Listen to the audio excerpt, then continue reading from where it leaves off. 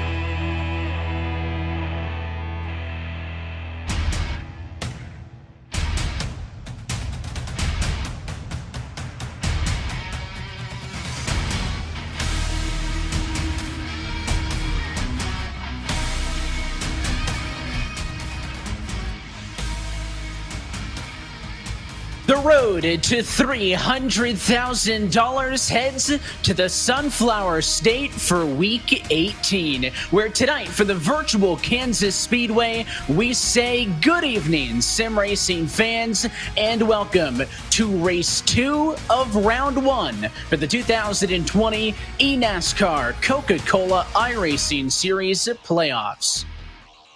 Well, as always, we're happy that you're spending your Tuesday evening with us here on the iRacing Sports Network and streaming live at eNASCAR.com. As always, myself, Evan Pasoko, alongside Steve Letarte and Parker Kligerman on the call once more. Guys, happy to have you with us as always. And Steve, we'll go back to you first. We're coming off of a playoff opener last week at the Charlotte Motor Speedway Roval, in which we saw Bobby Zalenski get his 6th straight road course win and his 3rd of 2020 to be the first driver locked into that championship 4.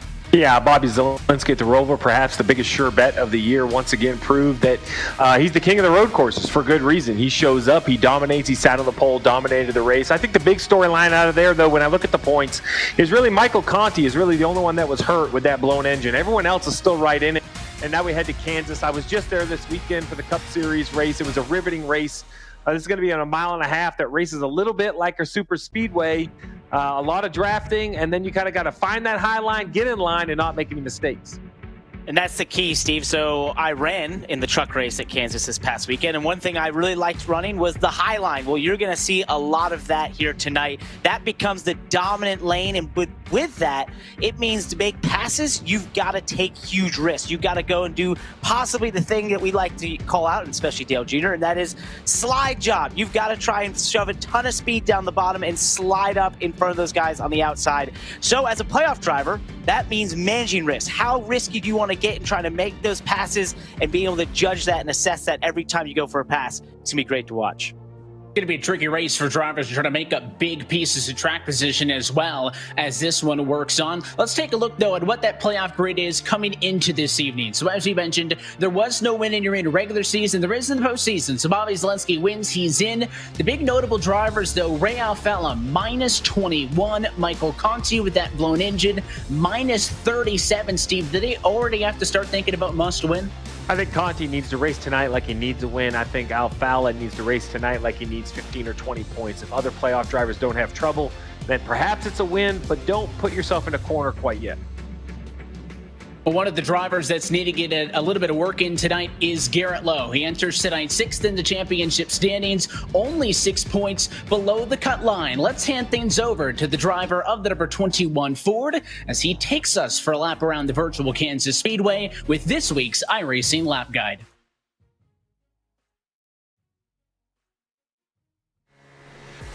Hi, I'm Garrett Lowe, driver of the number 21 Ride-Spin Ford Mustang for Wood Brothers Racing, taking you for a lap around Kansas Speedway.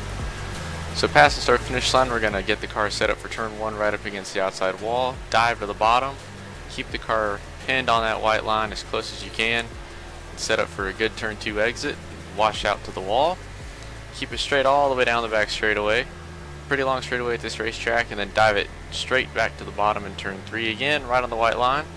Want to keep the car nice and tight on the bottom early in the run, and we'll see the progressive banking allow for some lanes to open up throughout the race. And that's the lap around Kansas Speedway. Well, he's going to get set to do battle, Parker, for 134 laps, and you're now standing by with the driver of the 21. Right, that was an awesome lap. But Garrett, I think the big question here is you're 6 points below the cut line. So how do you balance racing for points, but also possibly going for victory and getting locked into the championship 4?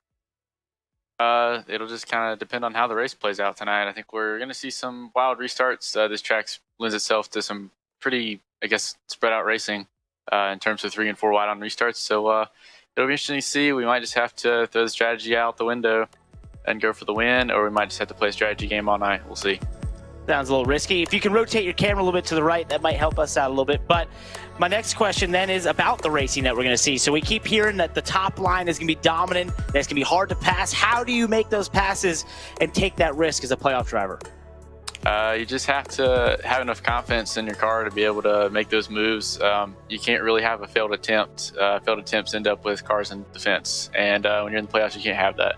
So it'll be exciting for sure. You'll see a lot of slide jobs at some point throughout the race. Hopefully, I'm not the one who winds up with the right side caved in on the fence. And what can we expect pit strategy wise tonight? I know you guys are always talking about that's a big part of this. What do you expect to see? I have no clue. We'll figure it out as we go. I'll let the crew chief handle that. I'll stick to the driving. I'll pit when he tells me to pit.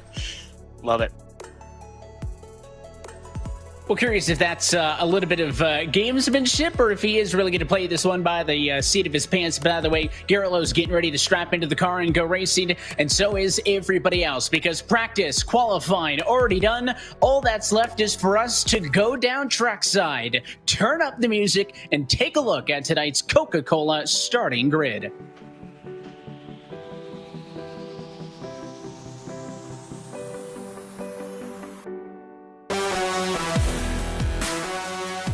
It is a 14th career pole position for Nick Ottinger. That's third most in series history, and he'll bring us to the green flag alongside Keegan Leahy. But some spoilers in the top 6. Bryant, Boland, Davius Gorlinski, your top 6. Chris Shearburn there in row 5 next to Michael Conti. We mentioned Michael Conti, a little bit of a hole from last week. At Alfala, row 6. Not too bad. We'll see if he can build on that. Malik Ray there in row 7. Colin Keister, who won earlier this year. Corey Vincent, Jimmy Mullis is there in the playoff fight. Garrett Lowe way down position number 24. That's going to put him second lowest amongst the playoff drivers. A race winner here in Zach Novak just ahead of him. And then Ryan Luza inside of row 14, the lowest of those playoff 8. Yeah, and you just have to be concerned for Luza starting that far back as we see the rest of the starting grid. It's just, you got to work your way up there, but you got to be careful. We just heard about the risk these guys are going to be taking to get passes completed. And then your old team, Brian Schoenberg, on the last start with this one. Well, Parker was talking with Garrett there a little bit about the strategy, Steve, so that's your department. Walk us through this one with tonight's ASUS race analysis. Well, it's 134 laps, just over 200 miles. We feel the fuel window is just under 60 laps, 4 sets of tires, pit road speed 45 miles per hour. So if you do the math, I think all of these guys will require 2 pit stops. We'll have to see how important they feel tires are, though. If we get some yellows, they might actually pit a third time. That's going to be the strategy here, and maybe that goes to what Garrett Lowe was talking about, is it's going to be dictated by how it goes. Also, you can see weather conditions a little bit different, of course. Track temp at 81 degrees Fahrenheit than what we saw over the weekend, where the kind of story with the Cup race was cool conditions, but still expect all these cars to be kind of on top of each other, especially early in the race. And you get about 10 laps in, I think that's when we're going to see drivers go up to the outside. Here's a driver wall, so we're going to be looking in with all these drivers as the race goes on to give you this perspective from their sim rigs at home. We'll be checking in with these guys, including your playoff 8, as this race plays out. But the pace car going to dive down and in, and another opportunity to punch your ticket to the Homestead finale right here, right now, for the second race of the round of 8. The pace cars down and in, the field in the hands of 2013 Kansas winner Nick Ottinger, as we say, let's go playoff racing at Kansas.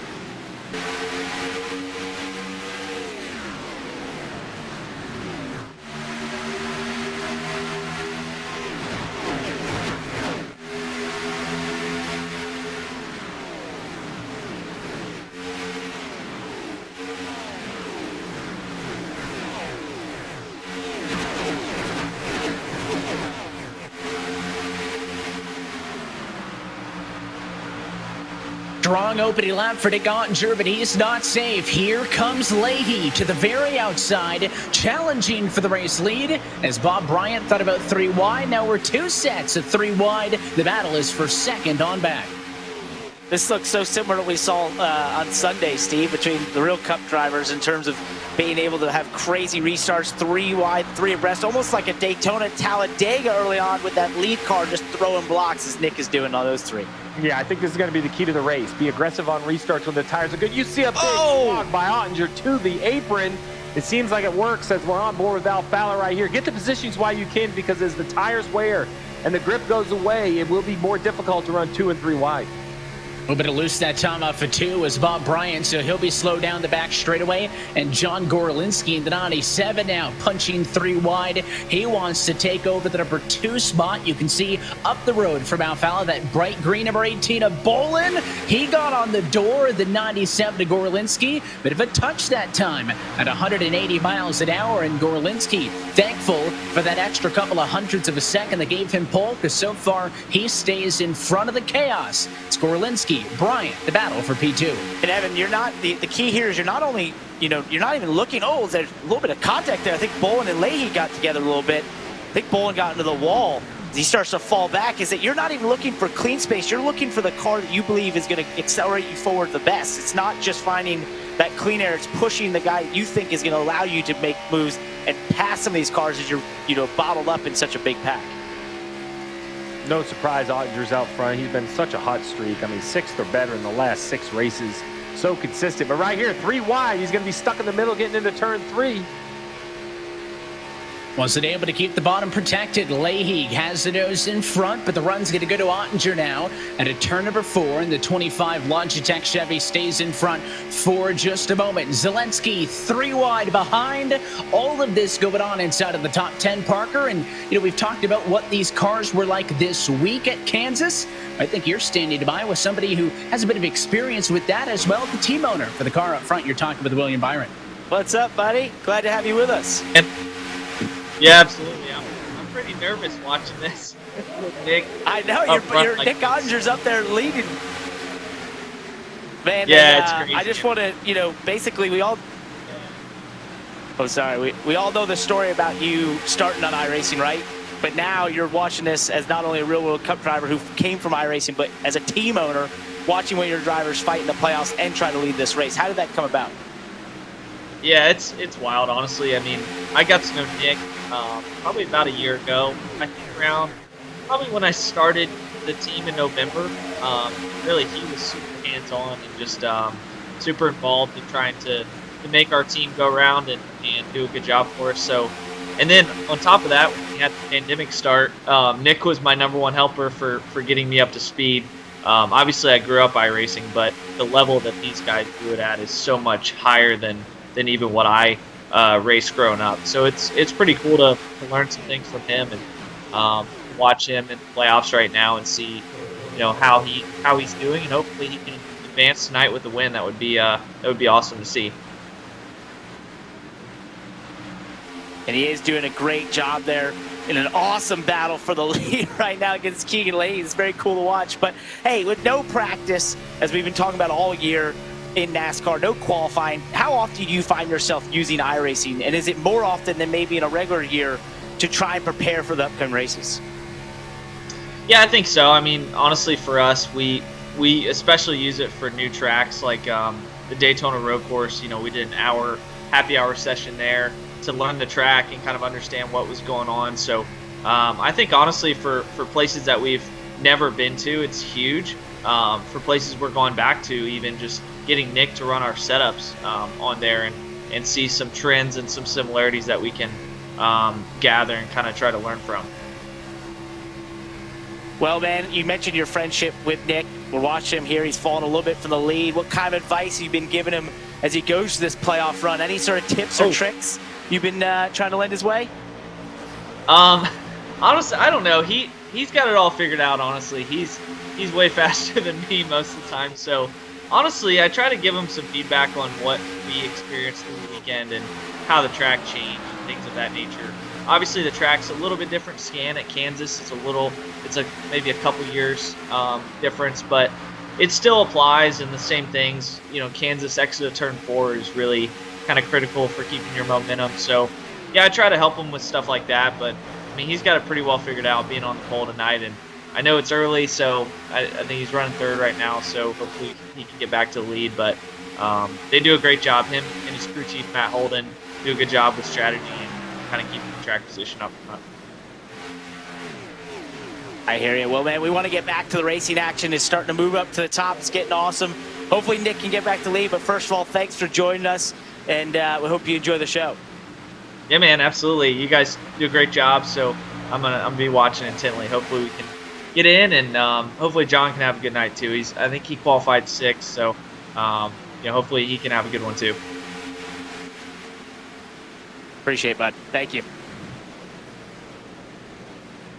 I'll tell you what, both those cars running top 10 right now. I know it's no longer the race lead, but Ottinger fell to 3rd, and he gave a call to John Gorlinski as well, started 6th in the number 8 spot. And, we're starting to see those drivers now that we're working lap number 14 to move up to the outside. There's less cars on the bottom, but, while we were talking with him there, there was a bit of a moment with Nick Ottinger, a little bit of contact. I think it might have been with Chris Shearburn, guys, and it loosened the 25 up. He did a good job of saving it, but that's why at the front of the field, things are strung out a little bit more than what you're looking at now. A battle between the 27 and the 14. That's Brandon Cattell, your winner from a couple of weeks ago at Talladega. Really the only car in this group on the bottom. Try to make that work. Well, this is a struggle for the bottom of the racetrack. The preferred line obviously moved up right against the wall, and these guys do such a nice job of filling the hole. You know, you see a little bit of gap between the 9 and the 16. Now the 14 is going to be looking at getting in line right here. We'll see if he's able to do it. But, you know, when they move up to the top like this, it's just the preferred lane. You have to find a way in it. The 14 does get in line. That should help him not lose as many spots.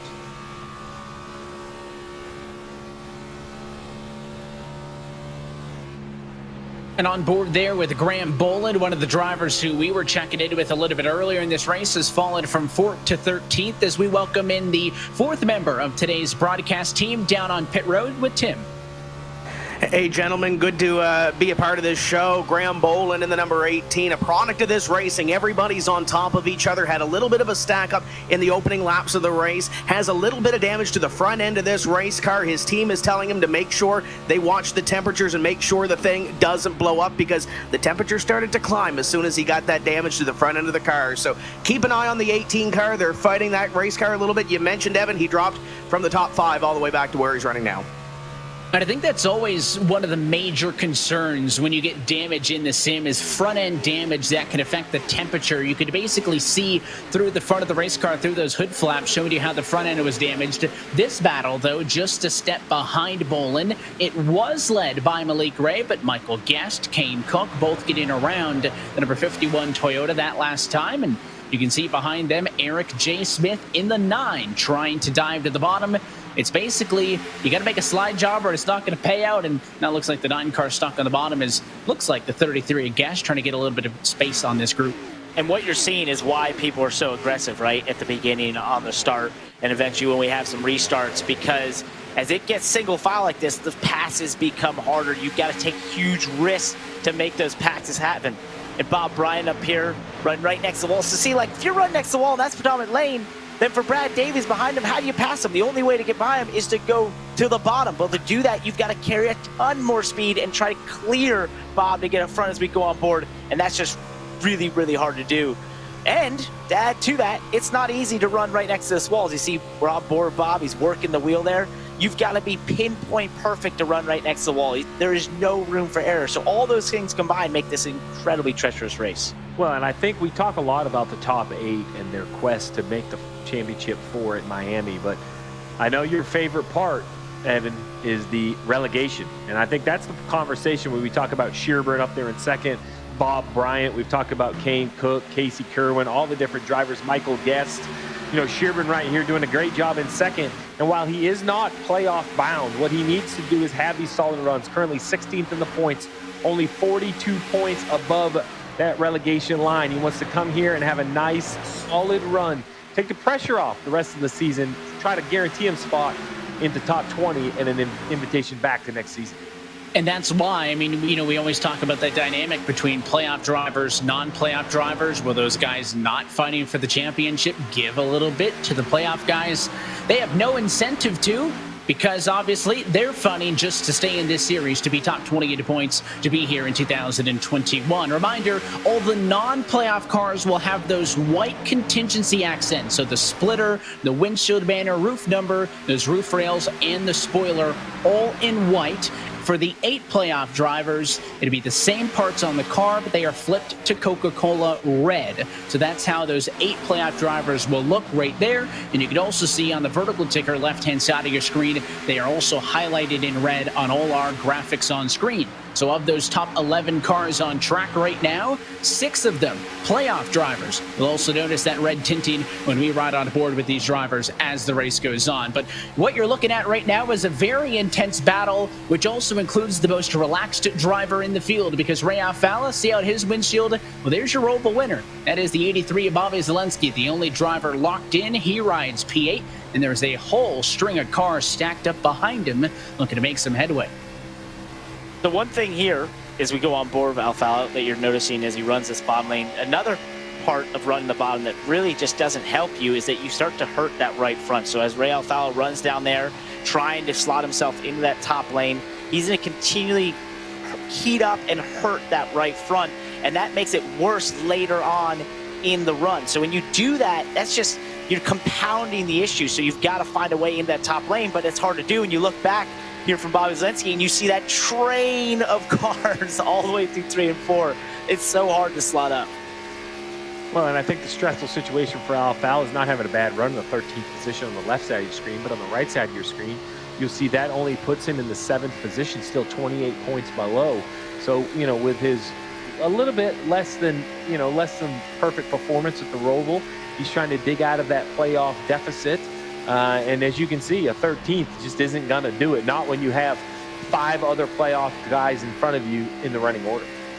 Man, that's hard. Yeah, and you can see the right-hand side of your screen, guys. Of course, Zalenski locked in with the win. Keegan Leahy showing up as actually the points leader live, because if he were to get a win as well, both he and Bobby would be locked in. They would be seeded by points. As they run, Leahy has more points than the 83. Not that the win for the 32 or that current position changes a whole lot, because Keegan Leahy came in tonight second in the points. We would have a big swing, though, guys, if any of those drivers in those bottom 4 get a win tonight, because that would take somebody like the number 46, Jimmy Mullis, who looks pretty good right now, plus 18, 10th on track. If somebody behind him goes for the win, all of a sudden you go from being safe to possibly having to deal with chasing Nick Ottinger down. And that's why we keep saying, even though it may not be necessary at this stage, treat it like a must win. Because what if we go to Texas next week and you're good by 30 points? But then the guy behind you wins, you're out. So that's why you don't want to leave anything up to chance. And it's so hard, you know. That's why it's difficult to be in the position Ray is in, as he continues to fight on the bottom, trying to slot in there in front of Malik Ray. I don't know if he's going to be able to slot in right here, so he's going to continually fall back. And every car he sees there, he's going, okay, that's a point. That's a point, and that's another position. He's starting to see that tick back, and that's such a hard place to be, because, yes, we're only 28 laps to a 134-lap race, but you have to know you're adding up the points in your head. Even if you're not looking at an actual point counter, you're sort of, you're doing a ballpark to say, I'm not advancing, I'm not gaining points here, I'm losing them, and that's not a good position to be in. And that can add to a frustration level that eventually you end up making mistakes. This is such a tough place to be for Ray Alfala to be falling back. Well, let's ride on the board with the number 9 machine. That's Eric J. Smith on the outside of the racetrack. He's been in a handful of these battles tonight. Started 20th. He's in 17th. And, well, there he is in the green room, talking on the radio with his team as he's hoping to keep Ray Alfala from sliding up in line in front of him.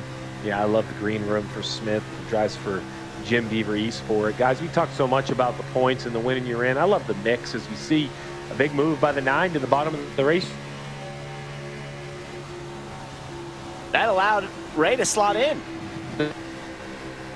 Yeah, the 2 car just came right up, and I think that's what the 9 was trying to do, was go to the bottom to not really let Ray get that spot, but he does. Alfala actually loses out, because remember, he was trying to get in front of Malik Ray for position. He'll drop a spot, so Alfala now falling to 16th position on the racetrack right now, and it's basically a high-speed game of chess with these drivers trying to make those strategic moves.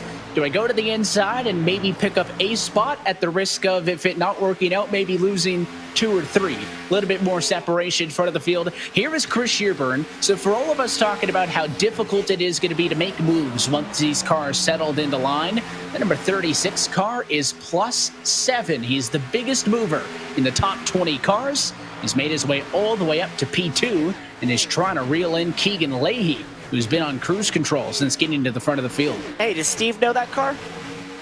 You recognize that car, Steve? He's speechless. He's enjoying it up front for the 36 of Chris Shearburn.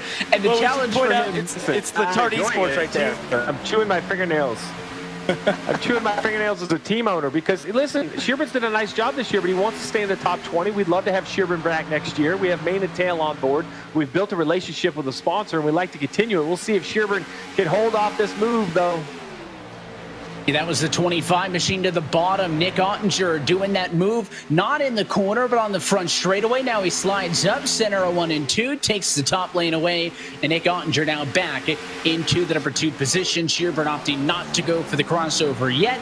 He'll fall back into 3rd, and that move comes just as I was about to say, Parker. The challenge for him is it's going to be a lot more difficult to reel in that half a second advantage that Leahy has than it would be for a car behind him to put a move on him. And surprise playoff driver Nick Ottinger made that move. He's kind of in a playoff sandwich right now. 2 playoff cars in front of him and a playoff driver in Michael Conti down behind him, also trying to do the same thing. A little bit further back, you see Ryan Luza. We talked about all those playoff cars up front. It is not going great for the driver of the 53 machine. One of those drivers who just wanted to get through that race at the Roval said that was probably the happiest finish that he's ever gotten in a race like that, in which he only finished just outside of the top 10 or whatever it was at the Roval. Normally that would be a poor result for him, but at the Roval he'll take it. But kind of like Alfala, kind of like Conti, if you're going to accept an okay result at this level, to get to the top 4, you have to be great. Right now, not. He started in 27th. He's up a handful of spots, but only running in P22 right now, has him second to last of those 8 playoff hopefuls on track right now. So he needs to continue to move forward. And this is not a championship performance. It's not a performance we expect to see out of Luza. I've seen him start the back and drive through the field, but it happens a little quicker than it's happened here. It'll only be up a couple spots, up to 22nd. So I know he is fast over the long run. I know he's a driver that we've seen, as I said, pass a lot of cars over a whole race, but this is just not the kind of performance, the kind of speed you want to see a driver bringing into the playoffs and trying to be one of those championship 4, fighting for that championship. I think right now, if he doesn't start to make serious headway as we get late in this fuel run, then that to me tells me he doesn't have the speed. He's not saving tires. He just doesn't have it, and that's going to be a tough position to be in. Well, I just don't think he has it just because the gap in front of him, Parker. We can talk all we want about how hard it is to pass, but you have to be in position to pass. And right now there's 5 or 6 car lengths in front of him to the 14 car. So until you can close that clean air gap and get up to that car's bumper, that tells me that your car just doesn't have the overall pace. He was only 2 points out of a spot in the Homestead finale coming into this evening. He was chasing down Nick Ottinger, but Ottinger currently outrunning him on track by about 20 positions. You're on board with Keegan Leahy, a previous race winner here at Kansas from 2018. He no longer has that half a second advantage over the rest of the field. Chris Shearburn now back to 4th. Michael Conti made that pass for 3rd, and they've all stacked up with a back bumper of the 32 car. 1st, 2nd, 3rd, all playoff drivers fighting for a golden ticket to Homestead. And let's see what the 25 can do. Or does Leahy have to implement that Joey Logano strategy, block the racetrack, see if he can keep the number 25 behind him, guys? We're inside of 100 laps to go, but still very early on in this race, only working lap number 39 of 134. So Evan, Keegan Leahy is one of the best on the long run, but I was skeptical if Nick Ottinger was using everything he had in that 25 car early on when he was riding behind Chris Shearburn. It seemed to me like he was just taking care of it a little bit, and sure enough, he then evaporated that, 6/10 gap to Leahy's right on his bumper. Just looks strong. Looks like he can put that car wherever he wants, whereas Leahy's having to maybe block, sort of try and take away that clean air. I think it's only a matter of time before Nick Ottinger can make this move to get the lead. The question is, when do you pit? So if I'm calling the pit stops for Chris Shearburn, I would tell him to pit at lap 45. I would come 45, 90, 134. I would break this race up basically into thirds, keep the fresh tires on as long as I can. We'll see if the leaders, though, Leahy and Ottinger, decide to do the same. Zelensky, you mentioned him winning a week ago, so he can be aggressive. Pitting on the sooner side is only going to help these cars with their overall grip. Well, you are a crew chief, so you would be thinking of strategy. I'm just trying to get the lead, man. Yeah, see, well, you just be patient. 4 more laps. I'll get you the lead the easy way. There you go. Pit stops. Yeah, Logan Clampett, he's down pit road. He's not the only driver in. I think there was Christian Challoner down there with him as well. So just shy of 1/3 distance. Cars coming to pit road. More cars on the radio now saying they're going to be going in. So we knew we were short for making this a one-stop race by about 10 laps or so. Nobody really going to try to stretch that. No yellows to shake things up yet early in this one. So pretty much locked in to go for a two-stop strategy. These cars are almost 2 seconds slower now than they were at the early part of the race on fresh tires. So that's something to keep an eye on. Garrett Lowe and Santiago Tires also down pit road. Let's watch for these top cars. Bobby Zelensky just said over the radio that he is going to pit from P7. But if I'm Michael Conti, guys, I'm in a very different position than Leahy and Ottinger. You know, the 32 and the 25 have a good look at getting into this thing on points as we see Zelensky hit pit road. We talked about Conti, though, who blew the engine last week. He basically needs a win. Why not go for the undercut? Try to get ahead of these guys. Absolutely. I would have already pitted if I was Conti. As soon as we saw the wave start, I would have been one of the first guys on pit road. I like what Santi did in the 4-car for Letard Esports. Conti's running the bottom. I wonder if he's going now. Me, he's looking for pit road entry, and here there he goes. See if he gets to speed. Man, these guys are so good at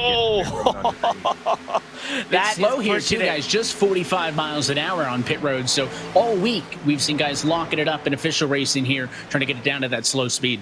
It's a hard place to get on pit road because you are going so fast. In real life, it's very tough. Just did it in the Truck Series this past weekend. It's a very enticing pit road to try and get on, and you can carry a ton of speed. But at the same time, when it's like that, it can trick you into carrying too much speed. As we see Nick Ottinger peeling off. Yeah, I really think this extra lap delay is going to cost him the lead. I believe either Conti or Ottinger are going to leapfrog him with these short pits. We see the 36 come, look like the 77, the 51 as well.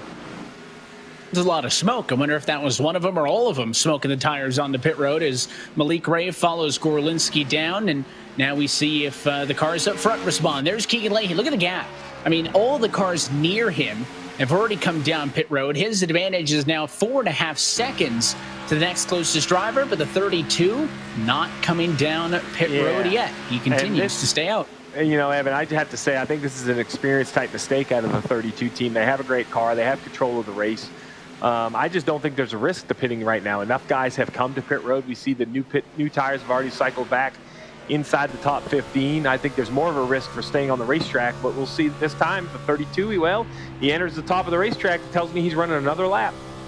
So, Steve, this is an interesting one because when you're in this position, you've got the fastest car because you got the lead, right? You've got you have everything going your way. Why even take the risk of putting yourself this far out of everyone else's strategy? I think the mistake that most make is they think there's this big risk of getting caught by a yellow and being a lap down, ending your day. But in today's racing, there's so many opportunities to kind of get back on the lead lap. Even in this short of a race, 134 laps, the risk doesn't outweigh what you're going to give up. Risk versus reward. And I think you can get kind of pulled into running too long. And I think Leahy right here is going to see this. When it cycles back around, he's going to lose a lot of track position. Just listening in, guys, to what that 32 machine was doing there. That Britannia Bolton down pit road, so that's another spot. But look at your battle for 15th on the scoring screen. Left-hand side, we talked about the difference with a one-lap undercut. Michael Conti did eclipse Nick Ottinger, made that pass right now for 15th and 16th position. You can even see Justin Bolton in the 10, the lap number of pit stops, so that's when they were down pit road. And here comes the 32 of Leahy, finally in at lap number 48, but I have to imagine both the 8, the 25, and maybe even more cars will cycle past him as it's a big lap for Ray Alfala. I know it may not be the optimal strategy, but that is a lap led at a bonus point as the 2 cycles to the race lead. We are waiting on these top 11 or so positions to still come down pit road. Now, I'm fine with the strategy for Alfala because the point has value. You see what he did. He stayed out. He got the point. Now he'll come to pit road as we see Conti go past. He'll assume the race lead. I believe he should pass Leahy with his late pit stop. Corey Vincent, Alfala there got so close to each other coming on pit road. Ray got very lucky. Corey was able to not get in the back of him. Hey, Tim, you have more? Yeah, looking at some of these strategies here, Parker, the 32 of Keegan Leahy, they were talking about staying out a little bit longer to be a little safer on the fuel and the tire strategy if this thing stays green. But when you look down the road, the 46 of Jimmy Mullis, his crew wanted him to stay out a little bit longer, but he wanted to come down pit road to try to leapfrog some of those drivers ahead of him and try to get ahead of the game. So some differing strategies down here on pit road, but a lot of these drivers expecting to be in it here for the long haul under green. Well, tell you what, guys, we have a driver and we got a crew chief in the booth. So I'll ask you guys, when the driver disagrees with the team on the strategy call, who wins out in that argument? Ooh. The crew chief better. Yeah. No, he's got more info. I joke about that, but the crew chiefs have more information, and the drivers are busy. They are trying to drive the race car. They can't see the entire layout of the screen. I think you have to have a relationship with your crew chief where you have to trust in him. And you see right here, Conti's up to 7th.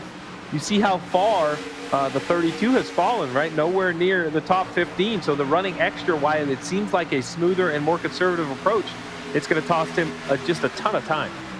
And Steve, that's he's the in only more way traffic as well, Parker. Just want to mention as we watch this battle, Leahy's in a lot of traffic too, so that's going to hurt him more. It is, and that's part of the problem with doing this strategy is you end up so far behind. He has those new tires, so he's going to just fly by a lot of these drivers, but still, it's the traffic that's going to hold you up and put you at risk. But that's the thing about strategy between a crew chief and a driver. You've got to have that trust. Four wide, 5 wide for a second. That was wild. That was the flying V into turn number 1, but the 32 wins out on the very inside. Leahy slides up. He's going to do his best to get through the field here on the fresh tires. For the moment, through pit stops, it is Michael Guerrilla in front. We're expecting Nick Ottinger to go back to the lead as we close in on halfway from Kansas. You're watching the eNASCAR Coca-Cola iRacing Series on the iRacing Esports Network.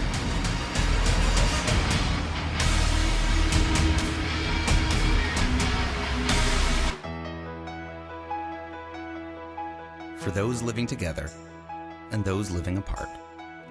For classmates, graduates, and teachers making the best of it. For the restaurants delivering to our doorsteps. For the frontline workers putting it on the line every single day. For this great nation determined to be stronger on the other side.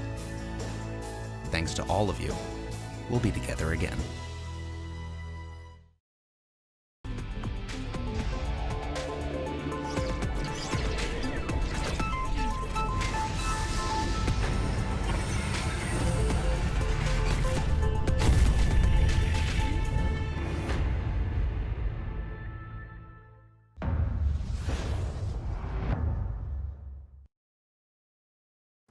This is iRacing, the world's premier online racing game. iRacing puts you in the driver's seat to experience today's newest form of competitive motorsport, virtual racing, all from your home PC. Race virtually in indoor series from NASCAR, IndyCar, IMSA, the World of Outlaws, Aussie Supercars and more. Take on legendary circuits like Daytona, Silverstone and the Nürburgring. Join iRacing's global online racing community and get on track today at iRacing.com.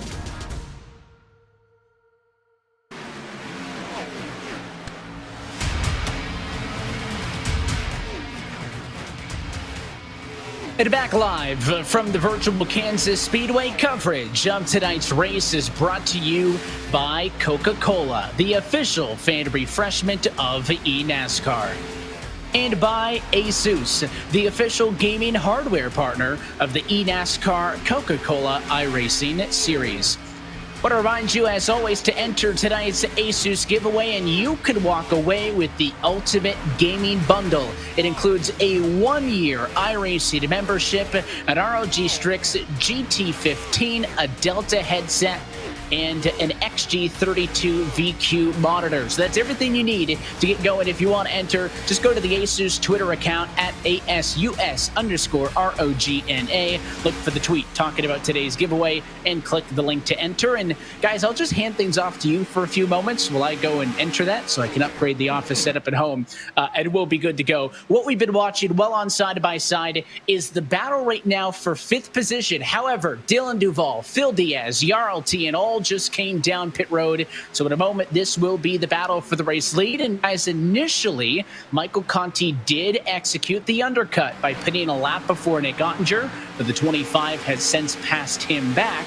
They will cycle back to the race lead as soon as Michael Guerrilla pits. He's down in his Fistful of Bourbon Jim Beaverly Sports Ford. So this race now back to Nick Ottinger as here comes Keegan Leahy, guys. We questioned the old tires. Let's take a second look, though, at an incident that happened with that number 37, a Challenger, as we were on the side-by-side under the commercial break. Check this out. Off it into turn 4. There's Graham Bolin on the inside. Oh, bit of a squeeze.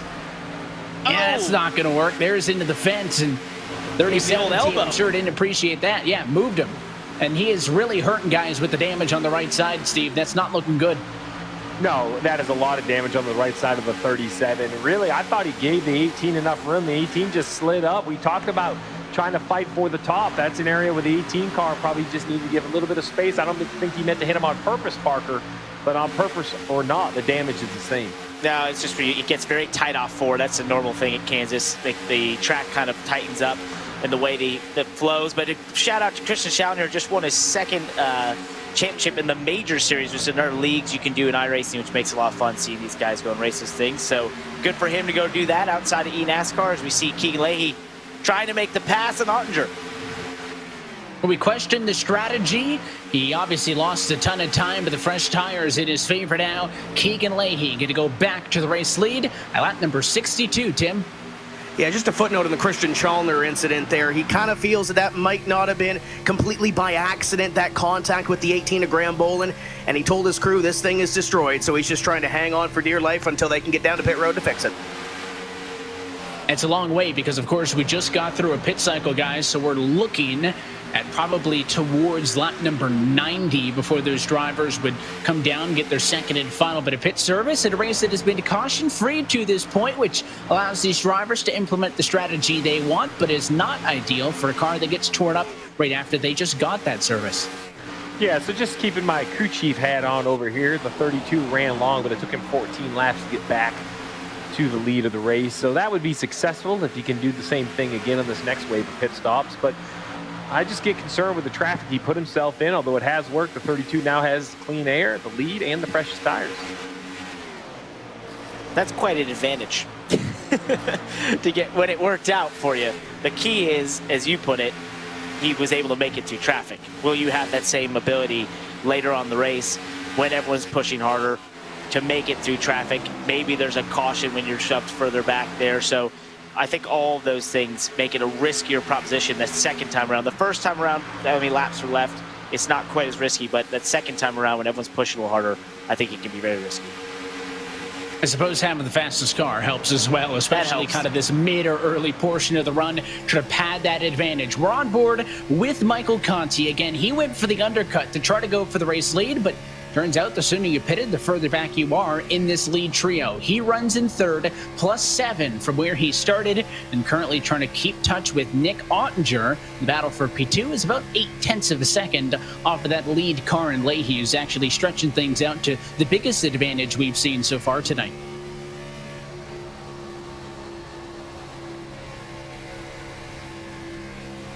I love the concentration. As you see him going a little lower than Nick Ottinger, and that's just to get some of that clean air, help the car turn a little bit. That does work in iRacing. You're also sort of de-wedging the car as you go below the different lanes because Kansas is that sort of variable banking, so you're helping it turn that way. And that's sort of what you'll do when you're running that closely to someone as as Mike Conti was. Here as we go on board with Ray Alfala now, a little different view, a lot cleaner track in front of him. In 14th is still not bad. It does put him, granted, I think now 7th of the 8 playoff drivers. So I think that goes to show you how strong it is because, you know, it's something that you guys talk about, Steve, with the Cup Series is, you know, the level of performance you need to get out of the round of 16, not as hard as it is to get into the championship 4. So, well, yeah, this is round 1 for us. It's only a 2-round playoff. Normally, P13's a decent run in a series like this, but right now, not cutting it for Ray, especially, of course, because of that point to deficit that we talked about entering this evening. No, regardless of the sport, what makes playoffs great is the pressure is on. And when you look at someone like Luza right here, currently 21st, you know, came in 2 points below the cut line, running in the 21st position. I have to assume he's still below the cut line. While he's got a pretty cool setup in the blue backlit room, what he's looking for is 20 more spots. You mentioned it, Parker, earlier. This is a car that we normally see running in the top 5 or 7. Just didn't have it in qualifying, guys. I think where it kind of went wrong for the 53 automobile. And with a complete green flag race, 69 laps in, he just hasn't had a chance, as you see on the left-hand side, 21 points below. While there's still points to be gained in the 21st position, this can't be a good place to ride at basically lap 70. Right, and before the pit cycle, he was 22nd, so he gained 1 spot through the pit cycle, and before that, the pit stops started happening. I wondered, does he have the speed? Is there long run pace in this 53 that we see Ryan Luza have all the time? But it just does not look like it's there. So he definitely lacks a little bit of pace right now. Is going to need some good fortune his way, or to find some strategic, ways to move forward, because it just doesn't look like he has the pace that he's going to drive through this field and find himself in the top 10 to close that point deficit. Minus 20 right now, guys. And something else I find interesting is Michael Conti is running 3rd, but he hasn't gained a single point. He entered tonight 37 points out. He is still 37 points out while running 3rd on track, ahead of, half of the cars that are ahead of him in the point standings. And a lot of that because Keegan Leahy currently leading would rocket him to the top of the championship standings. There is no advantage, though, for race wins other than locking yourself in. For the case of Zelensky, there's no bonus points that get transferred to Homestead. That's a winner-take-all for those top 4. But I think that goes to show you that Conti, maybe, Steve, after he went for the undercut the first time, it worked out for 5 laps, but then flipped on him, maybe in a position where, listen, I don't think a P3 is going to get him anything tonight. I'd rather finish 30 if I'm going to finish 3rd if I'm not gaining any points. So maybe Conti goes even earlier, or implements that Keegan Leahy strategy by pitting later, because kind of staying with the status quo right now, not getting the job done. Yeah, I don't think it's a bad idea to try something a little different, but at the same time, you don't want to panic. I know we have been 72 laps green, but let's remember what that initial start looked like. 2, 3 wide, 4 wide, a lot of craziness. One misstep, and you can have many cars collected in an accident. So, I think the most important thing is I'm okay with a different strategy, whether you want to shift to one or the other, but have a good plan. Just don't guess at it. If you think your car is really good in the long run, hit early. If you think you really need to have fresh tires towards the end, run a little bit longer and come with 32 of Leahy. Well, let's go on board with the number 90 machine of Zach Novak, and I think tonight is kind of a good summary of his season, because last year, Zach Novak won here at Kansas Speedway. Tonight, he's down 5 from where he started and running in 27th position on track right now at a battle with the number 10 of Justin Bolton. Who would have thought that from the defending champ, obviously with the season finale this year, getting moved back to Homestead of Miami Speedway like it was last year, that would have been a great opportunity for Novak to defend that championship. But instead, what he's fighting for is a ticket in this series in 2021. And I know we touched on this relegation right now in a dead tie, losing a tiebreaker to Colin Keister. 20 cars, again, the top 20 in points, stay in this series, 21st on back, get sent home. And Steve, you mentioned this with that number 36 machine trying to stay into the mix. It's a big night for Chris Shearburn to get himself within 20 of the cut line. But, look how tight it is with the 97 of Gorlinski, the 15 of Guerrilla, and even further up the road, the likes of Busa and Casey Kerwin, who at times has been brilliant this year, only hanging on in 19th placed in the points by 11 above the cut line. This is a battle that's going to go on tonight through Texas and through Homestead. Yeah, I'm a little surprised to see the 36 below the cut line. He came in above the cut line, and, he's having a good run. So it must just be everybody else is having good runs as well. In the end, though, I've seen a lot of projected points turn sideways in the closing laps of this race. So we'll have to see how that all works out in the end. Well, this shows me how competitive the eNASCAR Coca-Cola iRacing Series is. You have the champ from last year who was a top driver. He was so competitive last year. This year, it went a little bit wrong at the beginning of the year, and it's just snowballed in the position he is now, just trying to fight to stay a part of the series. And I think that's why in a lot of ways, I believe this is some of the most competitive form of motorsports in the world, right? Because there's the most people that can be a part of it, that can try to be a part of it, and therefore the talent pool is massive. And I think that's what you're going to continually see year in and year out in the eNASCAR series. It's going to become harder and harder to stay here. It's going to be harder and harder to stay at the top. And the simple reason is that there's more people than ever that are going to try to be a part of it, and that means more talent than ever. So for Zach Novak, it might mean that, if he's able to make it through into the next season and not get relegated, he's going to have to find ways to up his game, find ways to up what he's done in the past, because obviously what worked last year isn't working this year. Well, and I will say, I think the key to iRacing and esports in general, Evan, is the cost of entry.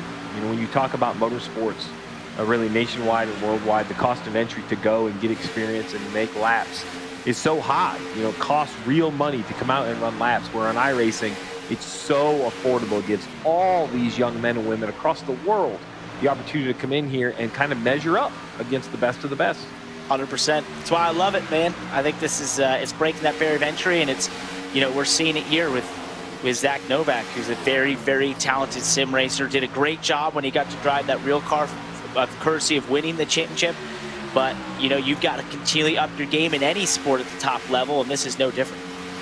Well, Steve, you were just talking, with a couple of weeks ago, too. I wanted to mention you were talking with Steve Myers of iRacing, executive producer, and I think, what was the number? About 170,000 people, active subscriptions on the iRacing service. Every single one of them, myself included, not that it would happen, have just as fair of an opportunity to get into this series as the person down the street, as a person across the globe. You know, when we talk about the international reach of this series, as we see an early pit stop for Santiago Gutierrez. So it's not just taking from a pool of eligible drivers from a series down who have funding. It's everybody, equal opportunity to do this. And, you know, a lot of these drivers have been staples in this series for years. Who knows in 5 years how many of them will be left, knowing how many people are signing up now for sim racing with this as an objective. A lot of these guys, when they got into it, it was just a hobby, and for many it still is. But now you have tons of people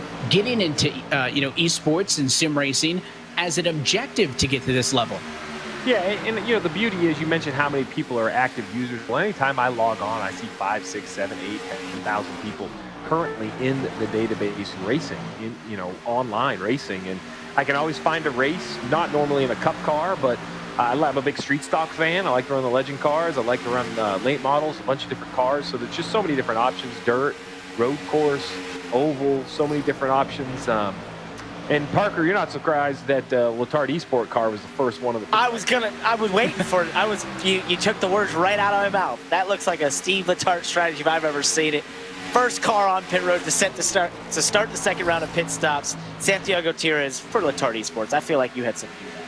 Well, so the idea is that you pit very early. You hope that it runs through the entire pit cycle, probably another 15 or 20 laps. You should leapfrog a bunch on those new tires, and in perfect world, Evan, you get a caution, maybe 10 or 15 laps after the last guy comes to pit road. That'll probably generate interest for everybody to pit again, and then those 5, 6, 7, 8 positions you gained by coming early, you get to keep. We'll see if that all works out. At some point, you have to roll the dice. Here's my question, though. All right, so we're looking at Nick Ottinger, we're looking at Mike Conti. What's their move here? Because they already seen Leahy. He went longer before, was able to drive back by them 14 laps later. So how early do you head down pit road to try and just to way short pit, as we see Jorlinski getting down here and Casey Kerwin getting on pit road? How early do you short pit Leahy if you're Ottinger or Mike Conti? Well, I think at some point, if you're Ottinger, you have to understand that you're here, you're having a good points day. Points will do it for Ottinger. I think you can't gamble away a good run. And now Conti, on the other hand, I would come to pit road almost immediately.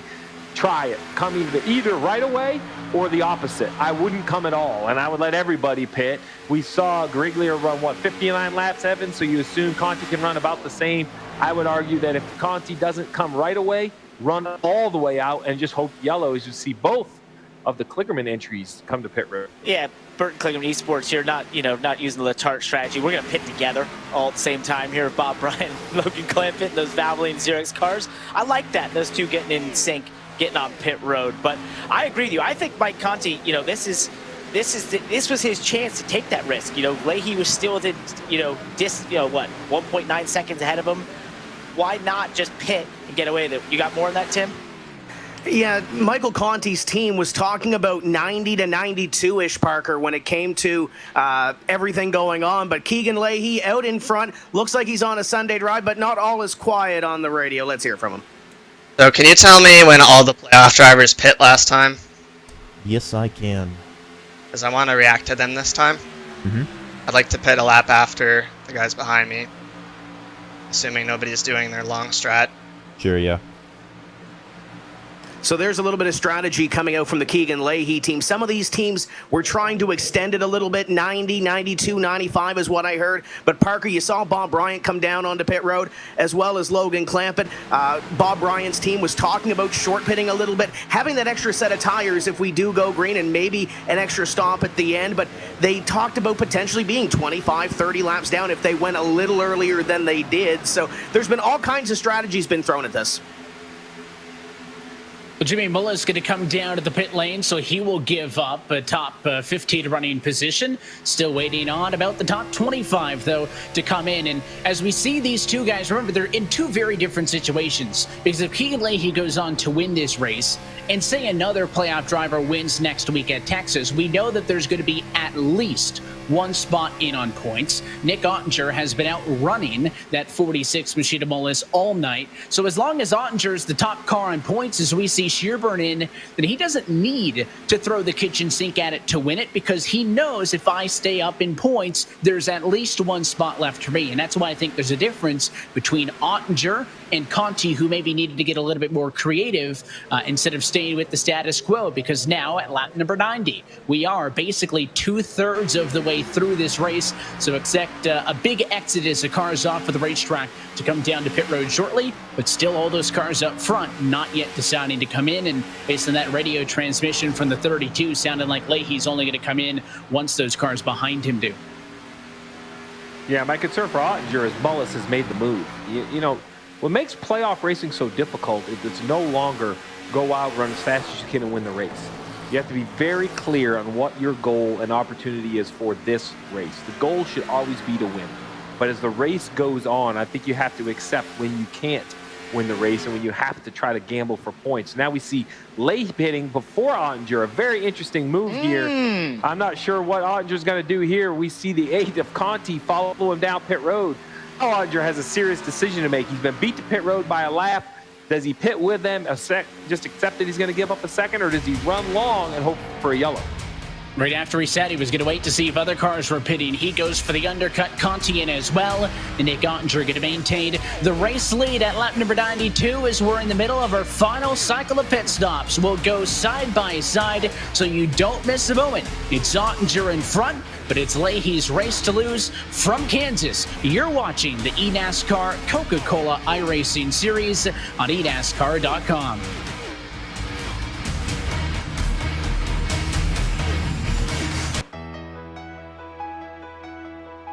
For those living together and those living apart. For classmates, graduates, and teachers making the best of it. For the restaurants delivering to our doorsteps. For the frontline workers putting it on the line every single day. For this great nation determined to be stronger on the other side. Thanks to all of you, we'll be together again.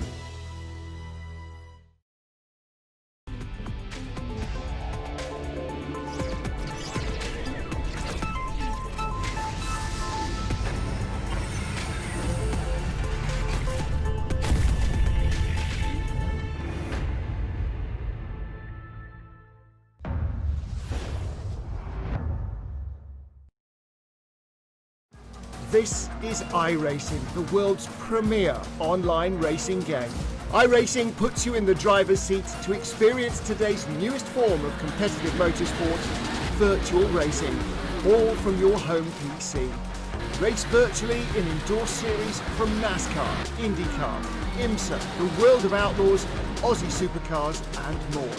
Take on legendary circuits like Daytona, Silverstone and the Nürburgring. Join iRacing's global online racing community and get on track today at iRacing.com.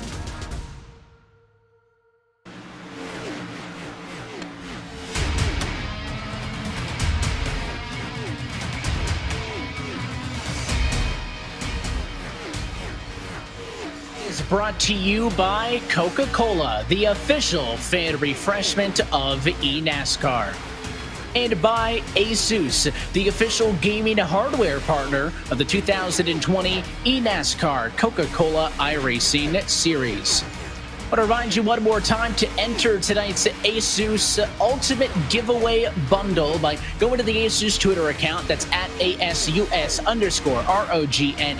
You can enter to win an iRacing membership, as well as a GT15, a Delta headset, and an XG32 VQ gaming monitor. Everything you need to get your sim racing career started.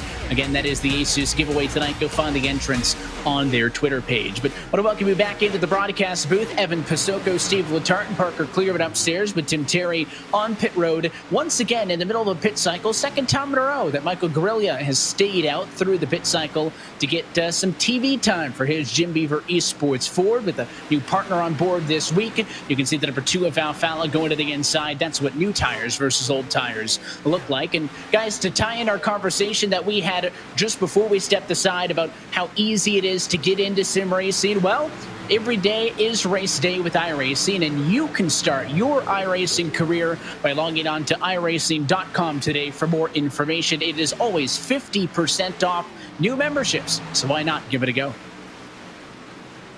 It's the best money you'll spend in motorsports if you're looking to be a part of it, to understand what racers go through, any sort of, or just to have fun. iRacing is the place to go, iRacing.com. Get a membership, try it out. I guarantee you'll enjoy it if you're into motorsports, because it's just that much fun.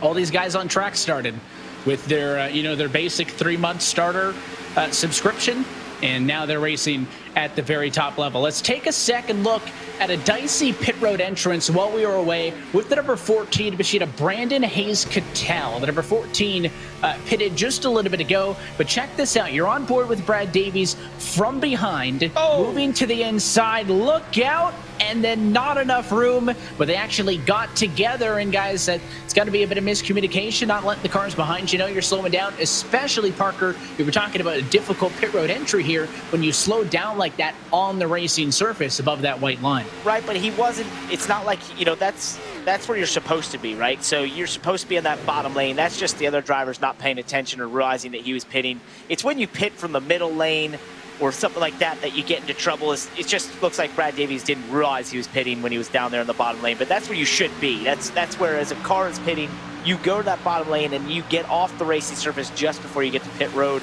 We actually saw in the Cup race on Sunday a little incident where I believe it was Ty Dillon was trying to get down the pit road from about the middle lane, and Kevin Harvick got very close to him at one point. So it happens even in real life, but there, I don't think Brandon did anything wrong. I think that was just some of the other drivers not realizing that he was pitting. Yeah, you can't come to the apron first. You still have to slow down on the banking, but it definitely was a squeeze for sure. And we mentioned pit stops. Well, Keegan Leahy is leading the cars that have pitted in the 6th position, but still 5 cars on the racetrack that have yet to come to pit road. I think their strategy at this point is to try to catch a caution before they need gas. I think they can go, probably about another 15 laps if they ran earlier in the race. Yeah, that would get them to about 15 to go. So that's that difference we talked about where it wasn't really an option tonight to try to stretch for the one stopper. Maybe if we had gotten an earlier race yellow, that could have been a factor. But basically everybody but those top 5, Guerrilla, Tien, Diaz, Duval, and Schoenberg, 1, 2, 3, 4, 5, have been down pit road, and they've gotten 2 sets of 4 tires. So as always, 4 sets available on the race, 3 additional when you count, of course, the tires that you start the race with. So if we were to see a late yellow, there'd still be tires down on pit road for everybody. Waiting on these top cars to come down. 30 laps to go from Kansas. Lay out and enjoy the sights and sounds as we go iRacing full throttle.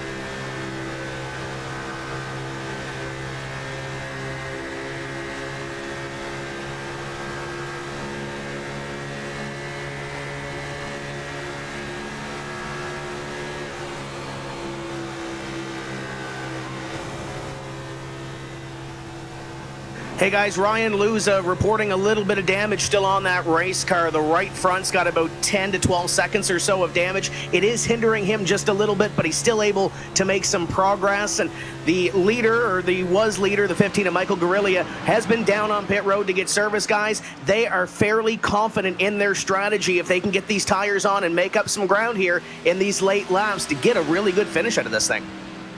Going to try to do the Leahy on the first cycle where he waited long and then decided to get the fresh tires. He's only going to have this time by 22 laps left to do it. So now we wait on the top three. Leahy comfortably fourth. The guys, there's always a heightened concern when you get to a pit cycle that you're going to have an incident because you got fresh cars with fresh tires coming up on slower cars. I think we've gotten through the bulk of that. But this is a group of cars from the 17 to Colin Keister on back. It's a battle for 8th. That we checked in a lot with that full throttle that are on top of each other. So if something's going to happen, the drama's going to come from here. Let's take a look at our Coca-Cola onboard camera, the 33 of Michael Guest.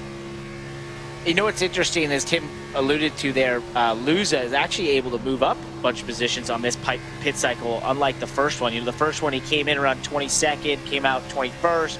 Now he's found himself, I believe, in almost the top 15 as we go through this pit cycle. So it's a big gain for him, and that's a lot of points. When we get the live points once again, I think we'll see a big difference in where he was running 21st as to where he's running now. It will be a big chunk, a big gain, obviously, of 5 or 6 points for him, but most of all, it should just mentally look a lot different to be in the teens as opposed to being out back by the 20s there. So as we look, actually only 10 out right now, so it's been a big gain to this pit cycle. 7 for Luza to be, before he was, I think, like 21 points out. Well, 7 points out, and I see at least 4 or 5 spots that he can get on the racetrack. Faster than Mullis ahead of him because of the new tires for Luza, faster than Lowe. Plus we have Diaz, Keegan, and Dylan Duval to pit. We have the 15 here on new tires, though, and this shows you just how much tires are worth, but he has a long ways to go to catch up.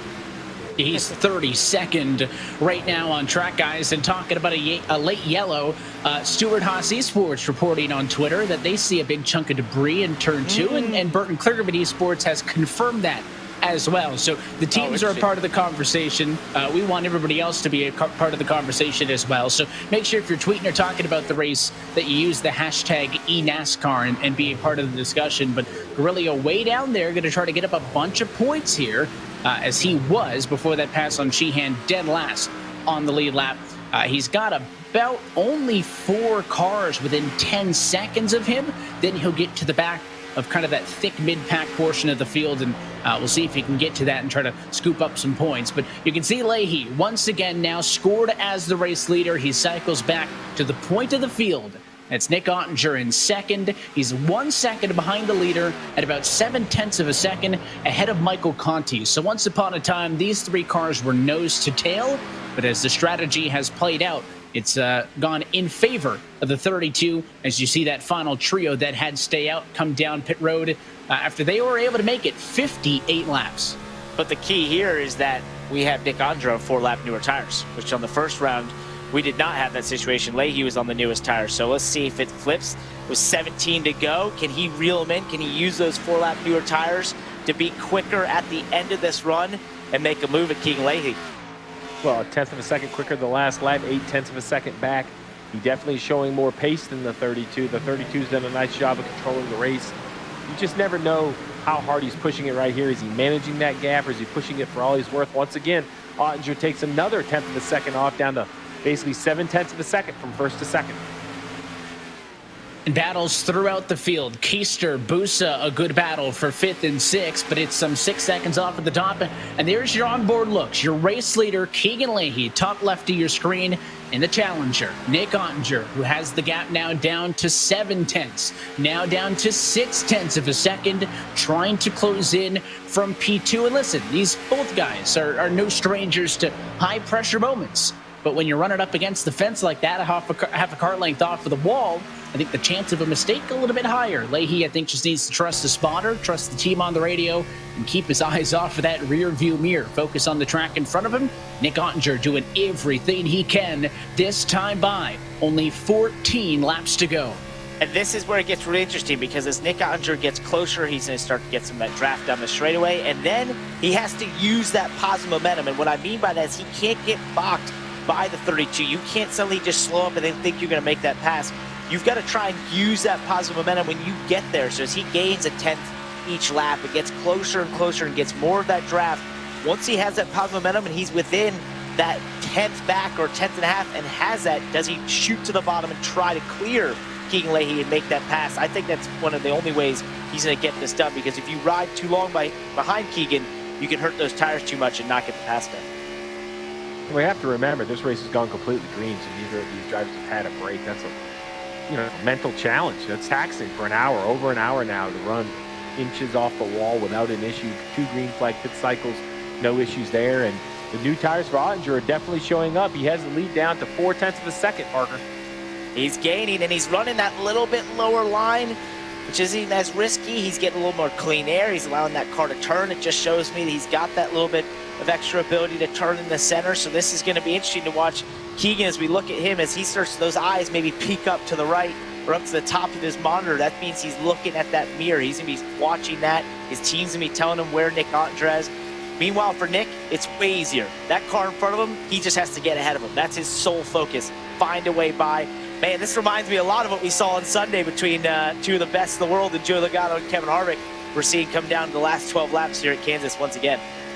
Ottinger was faster on the end of that very first run of this race, when those top 3 all ended up bumper to bumper, like I had mentioned. And that's why Leahy obviously benefited from the late pit strategy call, because it was really fast early, built up an advantage. Here's another battle, 9th on back. You have 5 playoff cars all lined up in a row, from Jimmy Mullis on through. Mullis a little bit ahead of this group of 4 that you're looking at, which is Garrett Lowe, Ryan Luza, Ray Alfala, and Bobby Zelensky, running 10th through 13th on track. A couple of points here or there could swing things, but up front, lap traffic for Keegan Leahy. Of course, he'll stay on the outside. McCollum will hold low. The Nick Ottinger's disadvantage now down to only 4 car lengths, and there's a lot of traffic now mixing it up around your race leaders. Oh, that slotted right in front of Nick.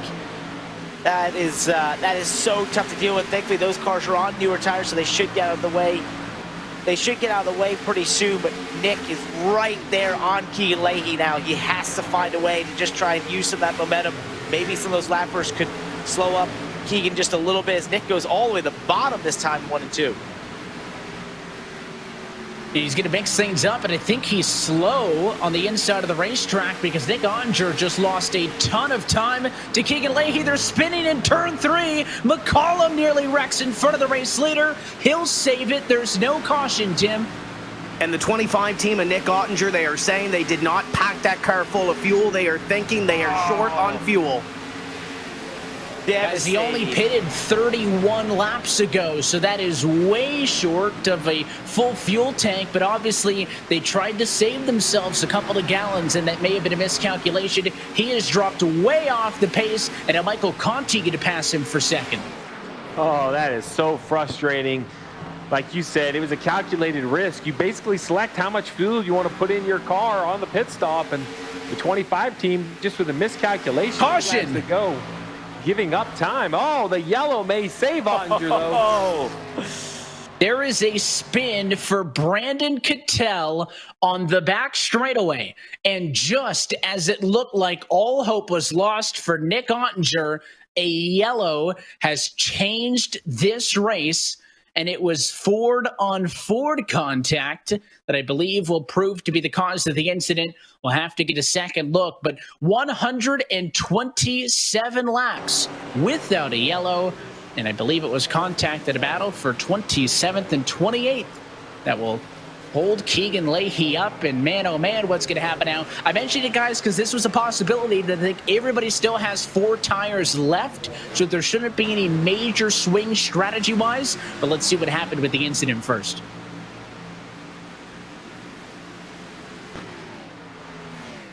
Looks like an attempt at almost a little bit of a slide job. Slides up. Oh, then it's to try to over-under. Was already a little bit loose. They get together. the move that's probably happened maybe 100 times in this race. When we talked about that's how the move has to get done. And listen, we talked about non-playoff guys. It doesn't matter if it's for 27th. Those are drivers fighting to stay in this championship next year. A little bit overzealous on that battle out of turn number 2.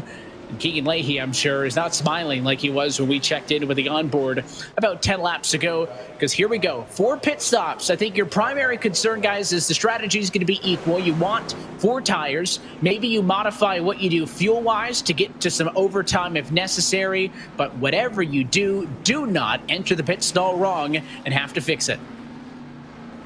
This is about being pinpoint perfect on pit road. It's getting into the stall. It's using just enough speed. It's hoping that there's a quick stop and then obviously accelerating as quickly as you can back up the speed for all those drivers because you don't want to give up an ounce of time there. Knowing that track position here this late in the race, we saw how crazy the start of the race was. We haven't seen a restart since then. This could be really wild. Yeah, I was actually wondering if everybody was going to pit. When I look at Garrett, Diaz, and Tien, that were the last guys to pit under green, I didn't know if they would stay out maybe and gamble for track position. And 3 cars do stay out. Michael Guerrilla, Phil Diaz, and Jarl Tien decide to stay out as we talk with the driver of the number 10 machine on the radio right now. Justin Bolton was involved in that incident. Justin, what happened from behind the wheel? I don't know. The 14 just decided to throw a slider for 27th in a playoff race. So I don't know why we even risked wrecking for 28th spot, but whatever. I know it wasn't a great run for you guys as is, but now with damage, obviously, you're trying to fight to avoid going down to the Pro Series in the offseason. So what can you salvage out of this, and what are the next 2 weeks going to be like for the 10 team? Yeah, I mean, obviously, this week we just missed the setup again. You just kind of guess on stuff, hope you're fast and come to the track, and obviously we weren't fast. So I guess for next week, Texas is probably more like this track, so maybe off again, maybe not. We'll just try different stuff and see what happens, but not really worried about my race. My race is already done from the beginning being that far off, but just sucks for everyone else having a caution for no reason. We'll let you get back to it, Justin. Thanks for chatting. 10-4, thanks. Talk with the second half of that one. Parker, I believe we're also on the radio with Brandon Cattell. Right, Brandon, so we've heard Bolton's side. What's your side of what just went down there in turns 1 and 2? Well, I was really tight at the end of that run, and we decided to free it up a lot, and I was struggling really bad there. Like I had fresh tires and couldn't even catch the end of the pack. I don't even know how many lap pressure tires. I was just so loose, and I didn't even know if I could really pass Bolton, but I threw it in there and it just didn't stick, and I feel terrible. That was all me 100%. Just it was just dumb on my part. I was too loose to go down there in the first place. I was trying to keep it to the right and let him try to correct my car when he was hitting me, but it just turned it around just enough. I just feel terrible for the rest of the field. I know this is going to turn into a plate race finish, so I feel bad. I'm sorry to everyone. Well, the lights out on top of the pace car, so let's reset the picture for you. Your top 3 stayed out. It is Michael Guerrilla leading this race on 21 lap-old tires. Phil Diaz and Jarl Tien second and third on 15 lap-old tires. Everybody else, 4 freshies. That's including Keegan Leahy and Michael Conti. 4th and 5th, guys. It's going to be a 2-lap-to-go restart. The big concern here is old tires on the front row is can Leahy, Conti, Shearburn, Ottinger, can they find clean air? They're going to have a huge grip advantage, even for just 2 laps. Those new tires should have a huge advantage over those 20-lap tires. But can they find a lane? Will it have enough room to use those new tires? Well, Keegan Leahy's in the best spot there, being on the outside. He's going to do one of my favorite moves, which is just pop to the top side and roll around, hopefully, those leaders in front of him with those new tires. We'll see if that works for him here. Pace car off and in. 2 laps to go at Kansas. We need to get to the white for this to be official. Green flag flies are back underway. They're door banging between Guerrilla and Diaz, side by side to 1. Watch Leahy is the outside of row 2. First car with fresh tires and a quick caution behind. Bob Bryant, I see one of the drivers involved, the 7 machine, is heavily torn up, and it looked like a bit of kind of faux 3 wide gone wrong, as all those drivers were digging back at about 20th where that incident happens, and Bob Bryant is not very happy on the radio right now. He had a good run going, came into this race 13th in points, 58 points out of relegation, so in a pretty good spot, but it seemed like the handle started to go away there. And then, you know, we expected to see craziness. We just expected it more at the front of this restart. And I feel like it was coming, but we didn't get that far. And of course, something else important to note is that will not count as one of our attempts at overtime, because that 2-lap to go restart was still in our scheduled distance. Let's take a look at the replay. You see the number 77 bowling on the inside, and it looks like Corey Vincent maybe tried to fit a car where there was about half a car's width of space there. And, you know, you talk about guys just trying to get spots late. I mean, I think that we were expecting that to happen somewhere in the field. Yeah, it's just a miscalculation there. It's not even close to clear. Just trying to go up into a spot that was already occupied by Bob. Speaking of Bob, I think we have him here. So, Bob, what did you see from your point of view there? I saw a dude hang a right into my left rear. That's what I thought. Yeah, no, I saw the same thing. So we're in agreement, man. We knew these restarts would be crazy. What can we expect in this next one we're going to have? Well, you know, you'd hope that we could do a little bit better than we just did right there. I mean, I don't know, man. We get to the end of these races and people's heads come unglued, I guess. But it's going to be crazy. You got some guys on old tires. I don't think they got passed right there. I'm not really sure. Haven't really looked. But, yeah, should be fun. Not for me. I hear you, but thank you. So that's one half of the contact. The other driver involved, as we mentioned, was Corey Vincent, trying to get a couple of spots on the restart, and Steve, you are talking with him. So, Corey, take us through that accident from your point of view. Yeah, I'm not too sure what happened there. We got going there, and it looked like the 18 pulled low, and I just kind of held my line and was going to go in the middle. Then it kind of looked like he moved back up, and then we made contact, and that shot me up into, I believe the 77. I'm not actually too sure if that was my fault or not, but yeah. Yeah, take us through these restarts. They're so crazy back there, 2 and 3 wide. How much do you have to give versus take? You know there's only a couple laps to go. If you feel you have to lane, you just have to kind of take your position and go with it.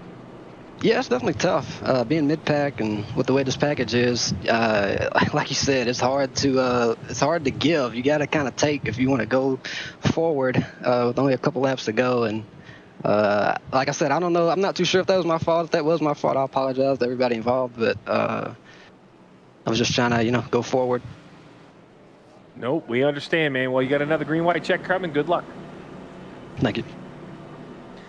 Evan, all the drivers so much more polite in the eNASCAR series. And it's funny how, depending on who you talk to, it's always a bit of a different opinion. Third driver involved in that was Graham Boland. Graham, it was a P20 or so run for you, and all of a sudden the cars behind you start getting into it. What did you see on the restart from behind the wheel? Well, I thought I saw Corey inch down to the apron, so I blocked it, and I came back up, and I think he went for a gap that wasn't really there, in my opinion, but I don't know.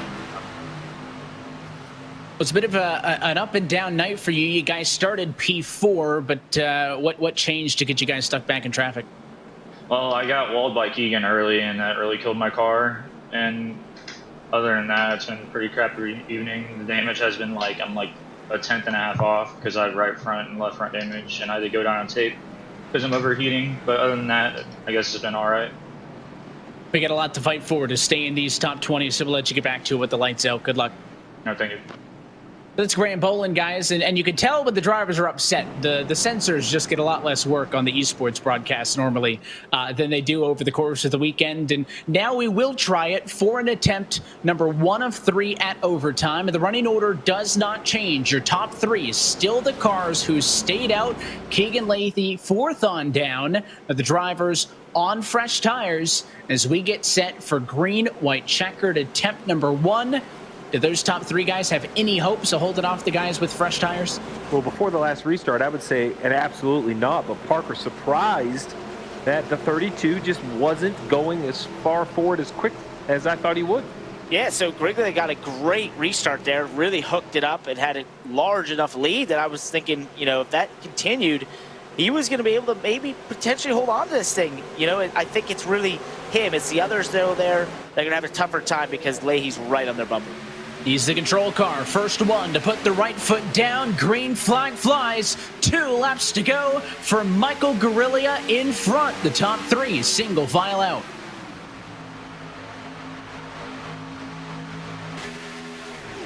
They're straight to the bottom using the lowest lane that's trying to just make the track as short as possible. As you see, Keegan Leahy went to the outside trying to use those new tires to the most effect. Oh, Keegan Leahy! The 32 is into the outside wall. It is a melee in turn number 3, and Keegan Leahy is destroyed. Wow. That quickly. Can tides turn? It was a lot of dicing high and low on the back straightaway. We'll need to see a second look before we can break this one all down. But 20 minutes ago, it was Keegan Leahy's race to lose. We were talking about if he was going to be in on points or in on a win. And the 32 is absolutely torn up in this incident. And with so many cars involved, they're not guaranteed. He's the only playoff car. Let's see what happened. I think we need to watch. Michael Conti goes to the inside 3 wide. That shuffles everybody a little bit. Tien moves up there for the Lakai. And it looks like the 32, I don't know if he got hit by Shearbird or just turned down, but it was contact with Ottinger that sent the 32 up. It looked like 3 cars going for the same amount of real estate there. And, you know, I don't think any one driver made one particular mistake there. I think it's really the way these restarts are and trying. You have the cars that are on the older tires that were trying to low line. They sort of backed up the speed there a little bit. As you saw, Tien got, you know, was slower than Leahy as they went off into turn 3. And then you had Ottinger, who had a huge head of steam on the bottom. Leahy and him met there. And I think it's just, you know, basically, as I said, a lot of cars going for the same amount of real estate. But unfortunate for Keegan. I mean, obviously he had this race controlled for a while and definitely, you know, was in an awkward position there. Keegan's on the radio with us now. Keegan, you were just running up front. The car is destroyed at this point. What happened? I don't know what happened. I'll have to look at the replay. This sucks. I really don't know what happened, but so I can't blame anyone. But just goes as bad as it possibly could those last 5 laps. So yeah, that's about it. I know that yellow there late, the first one of the night, you didn't really want to see that. At that point, Nick Ottinger was kind of chasing you down, but this had been a race that you had controlled, it seemed like, up until that point. I had 2 seconds on Ottinger. I was winning that race till the caution came out. It's how it goes. Happened a few times last year, too. I'll just have to go to Texas and win it. We'll let you get back to it, Keegan. Thanks for the moment. So that's the dejection in the voice of the driver of the number 32 machine. Another playoff driver that was involved in that was Nick Ottinger. He gets off a little bit cleaner, though, than Leahy does as he maintains P5. Parker, you're on the radio with Nick Ottinger. Right, Nick. So we just heard Leahy say he wasn't sure exactly what happened there, but what did you see from your point of view going off to turn 3 as to why you guys got together there? I mean, I know you're fighting for inches, but I mean, I'm still unsure myself. That's what I was just talking to my guys about, Matt Holden, Justin, my spotter, and I don't want to wreck a playoff driver, nonetheless Keegan, because he's actually really clean. I mean, I just don't know what happened. I mean, I went in pretty straight, I think, held him a line, and I don't know, it's just us predicting a little bit harder than what it should have been, or I don't know. I have to go back and watch it after this. Do you believe the 25 car is damaged? I don't know. I don't see nothing on the right front. Even if I did, there's no mercy out here. Just keep it full throttle and just get by these guys in front. 10-4, buddy. We'll let you get back to it. Appreciate it, brother.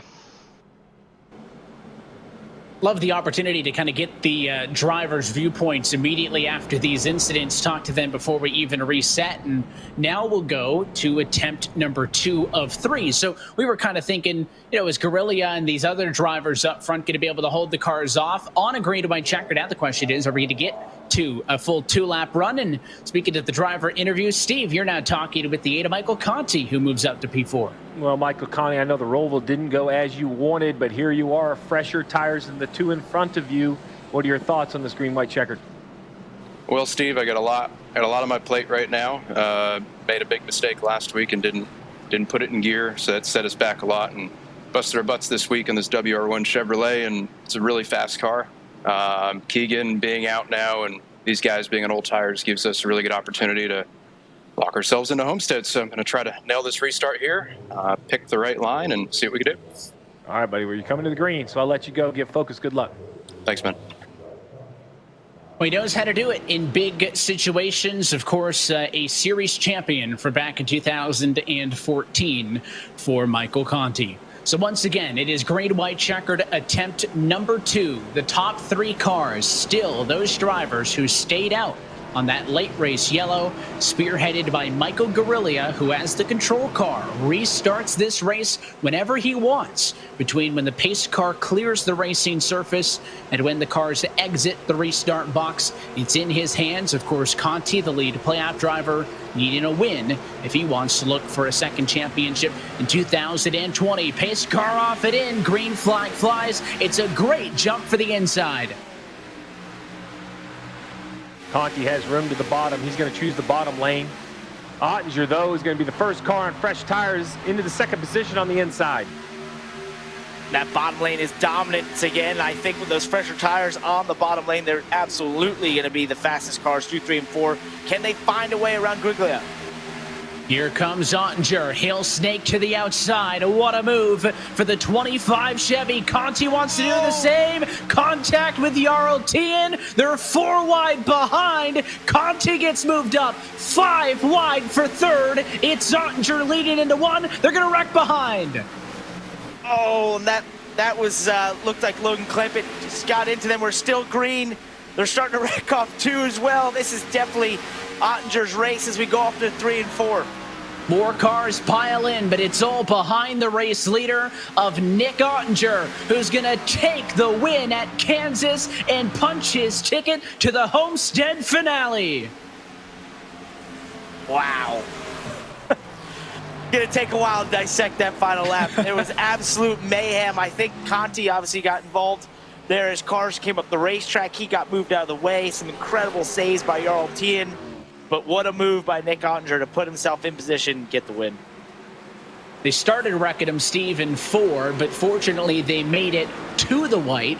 So once they actually wrecked them all, this race ran itself out, and what a move by Ottinger to find barely a car's length of space to get out from behind the race leader, Michael Guerrilla, to get to the outside, make that pass. Conti tried that same gap. It was gone at that point, and then Ottinger was home free as basically everybody behind wrecked him.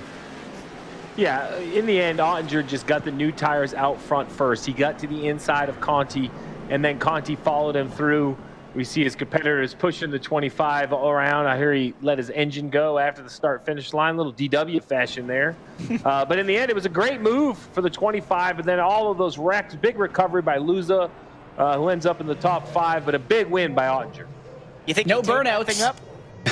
Well, there's no burnouts, guys, but parking it on the front straightaway counts. This winning moment is brought to you by Coca-Cola, the official fan refreshment of eNASCAR. And we mentioned when he was in that 3-way battle for the lead for much of this race that this was not a guy that needed a win. With at least one position to guaranteed on points, Nick Ottinger was looking pretty good as is, but he will join Bobby Zelensky now as the 2 drivers locked in to that championship finale in 2 weeks' time. Let's take a look at our Coca-Cola move of the race, and for much of it, I think Nick Ottinger was picture perfect all night, but it came here on the 2-lap to go green-white checkered.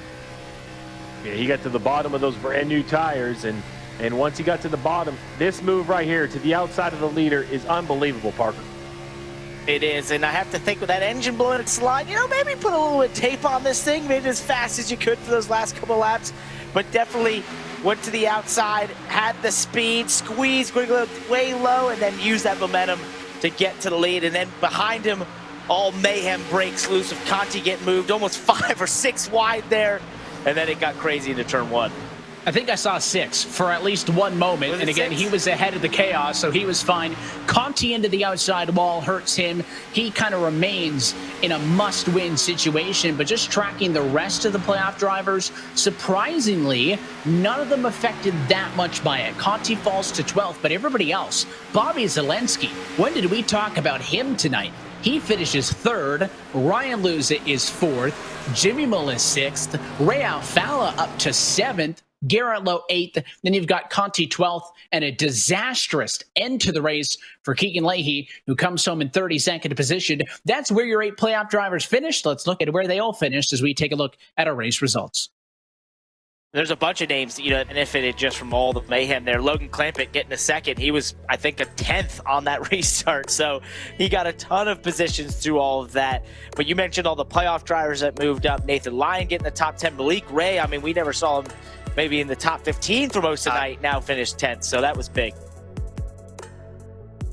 Continuing on through, you see the likes of Santiago Gutierrez picking up late, Christian Challoner, Brian Schoenberg. Those were some of the drivers who were kind of staying way out on some of the pit strategies to maybe catch a yellow and gain some track position. Turns out the way to get it was to stay out of the chaos on the last lap of this race. That's how they picked up some more positions. All these drivers, the likes of Cattell, Bolton, those two were in an incident for 28th and 27th. They finished both inside the top 20 when it's all said and done. Yeah, a lot of positions available on that last go, and a lot of cars crashed. We see down here Bob Bryant. He had heavy damage in 26th.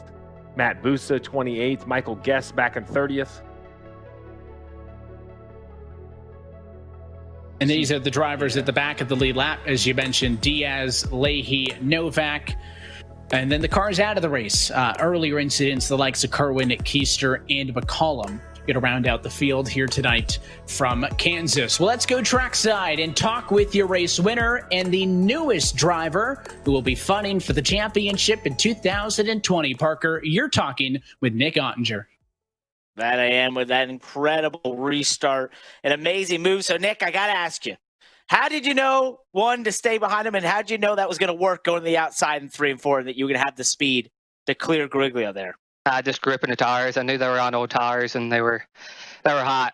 I mean, once we got past 20 laps on tires, I knew they'd be difficult if they did anything remotely wanted to. I mean, that's a lot of hard work from our team. I mean, I'm so ecstatic to have a shot at this year with William Byron Esports. I mean, it's just, we're going to Homestead, man. That's just excited right there, man. You're going to be racing for a $100,000 prize there to be the champion of the eNASCAR Coca-Cola iRacing Series. I know you've been a part of this for a long time. What's it mean for you to be a part of that championship for now and seeing the growth of this eNASCAR Series over the last couple of years? I mean, the growth is extraordinary, man. I mean, we got so many partners, so many real-world drivers like yourself invested in this esport, and I mean, I think the sky's the limit. I mean, it can just keep growing and growing and growing, and I mean, God, I mean, to be able to be in Homestead, not for just myself, but to have and represent all our partners, Logitech G, Sim Seats, William Byron, who's been a tremendous help through pretty much every week. I mean, I sit there, debrief with him just every chance I get after each race he does in the real world. And I mean, it's such a intricate, like, partnership we have, man. I mean, it's just extraordinary. To be able to get to the Final Four, I think it's tough this year. I mean, it's the toughest it's been for me. And I think we've been rising to the occasion and bringing really good cars. So, I mean, it's just at the end of the day, I mean, the job's not finished. I mean, we got to go to Homestead, and that's where it's looking to. And what do you expect quickly at Texas? You're now locked in. What do you focus on? I kind of expect the same thing tonight. I mean, we're going to bring a good car, but I mean, I expect more chaos. I kind of expected more chaos in the mid portion of the race, but I mean, I didn't think we were going to go that long, and luckily we set up for a mid to long run car. And I mean, we had to battle a lot of short runs tonight, and I think Texas is going to be exactly the same thing. You got to be a little bit more off throttle on 1 and 2, but you're going to have such a pull on 3 and 4, being able to just stay full throttle. So I mean, I expect the same thing. Going to go out there, do our best to win. I mean, we're not going to let our foot off the pedal. I mean, our Logitech G team deserves to keep putting some wins together, and we got 2 left to do it. Show us that shirt real quick. What you got on there? Just pull it up a little bit. Oh, good old William Byron Esports, man. There you go, man. Yeah, I got a rep. Congratulations. I know William's been watching.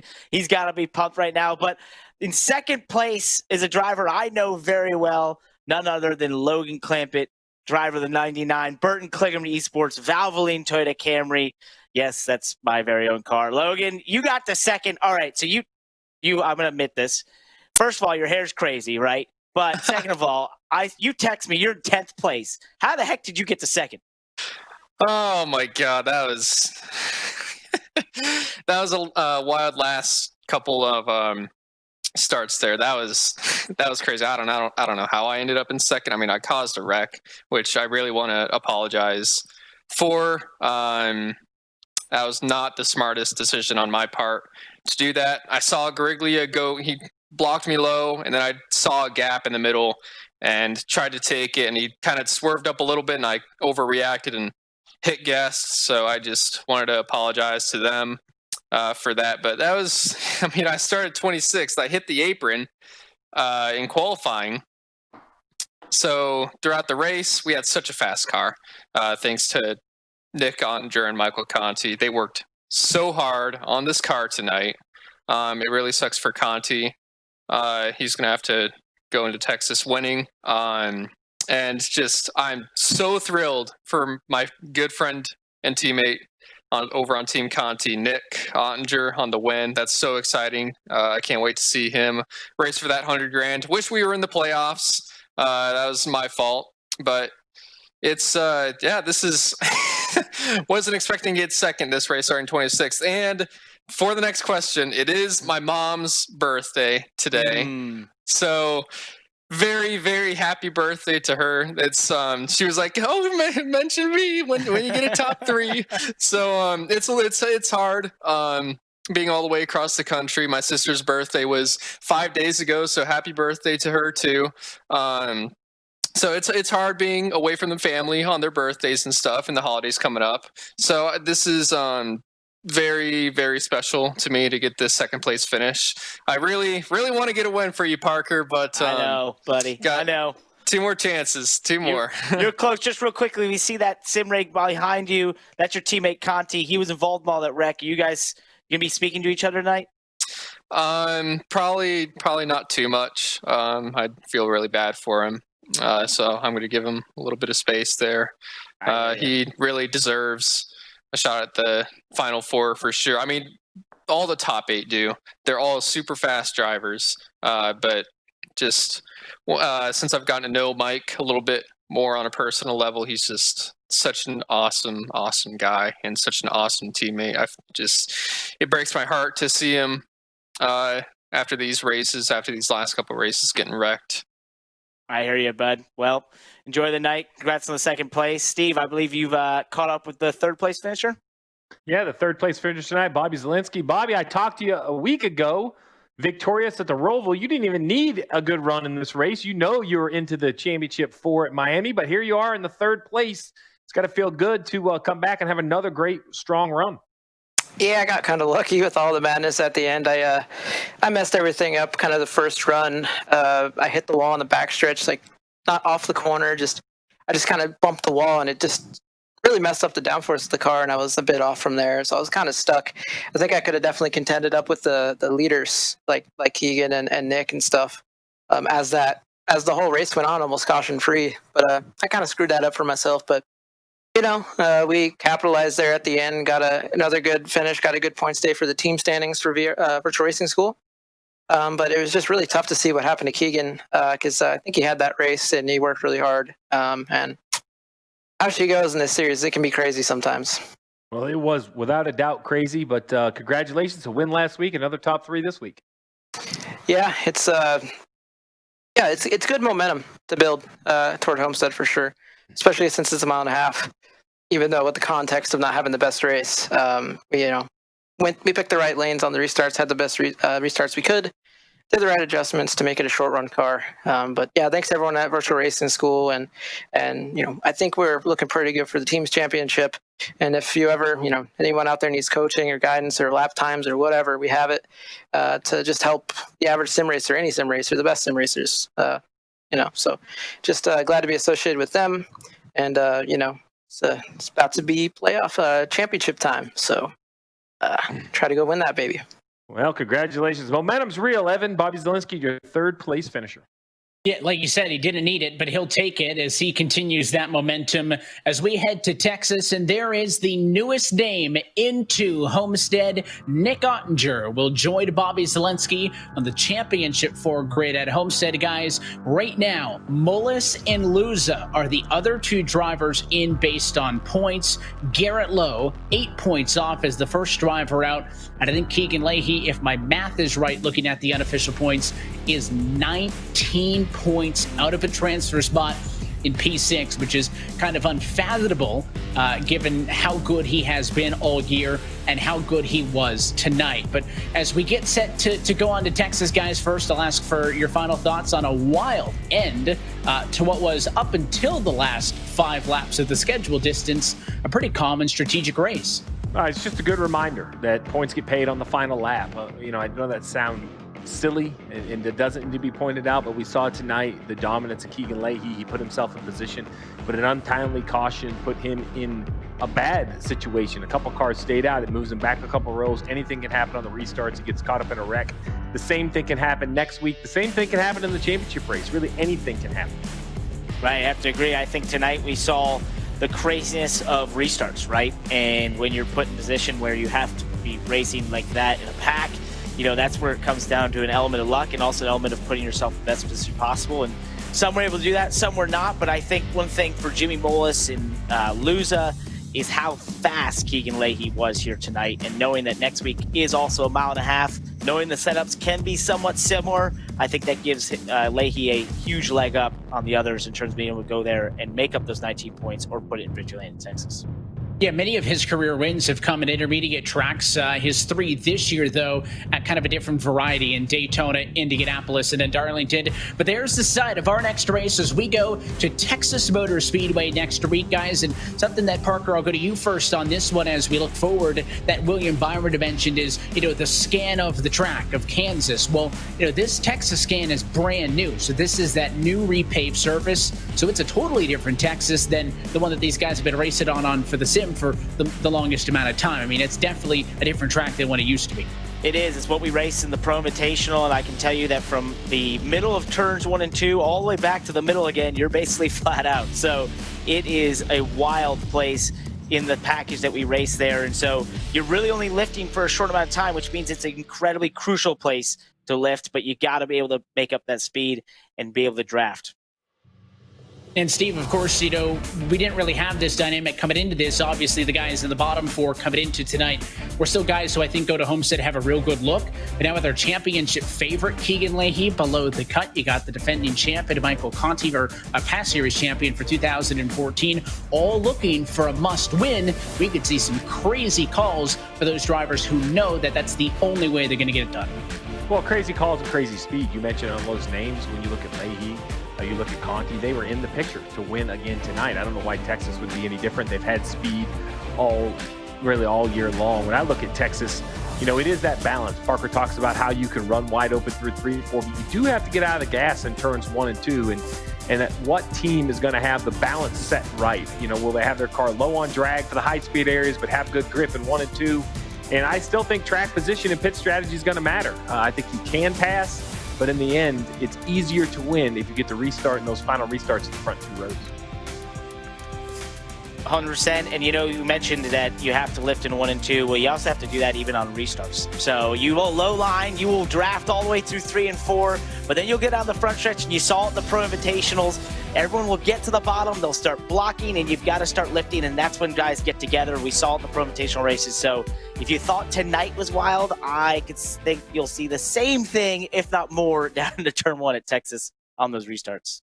I think we learned the same lesson tonight that Kevin Harvick learned over the weekend, is you can be great all night long, but it's those last couple of laps that matter the most, and they only pay out the points on the last lap of the race. Until next time, though, that's it for us here tonight for the virtual Kansas Speedway, as round number 18 of this 2020 championship has fallen into our rearview mirror. As always, I want to thank everybody behind the scenes for making these possible. So that includes everybody from Justin Prince, James Pike, Doug Hunt, Nicolette Gosson, You've also got Tim Burns, Alex Horn, Jay Kennedy, Sean Ambrose, Malik Strader, Michael Watson, Cisco Scarbuza, Drew Adamson. For Tim Terry, Steve Letarte, Parker Kligerman, and myself, Evan Pisoko, thanks for tuning in, and congratulations to the latest addition to the Championship 4, Nick Ottinger. We're back for the Round of 8 finale next Tuesday, October the 27th, for the virtual Texas Motor Speedway. That race and every race of the eNASCAR Coca-Cola iRacing Series playoffs can be found exclusively here on the iRacing Esports Network and streaming live at eNASCAR.com. Until then, good night from Kansas, where Nick Ottinger is in victory lane.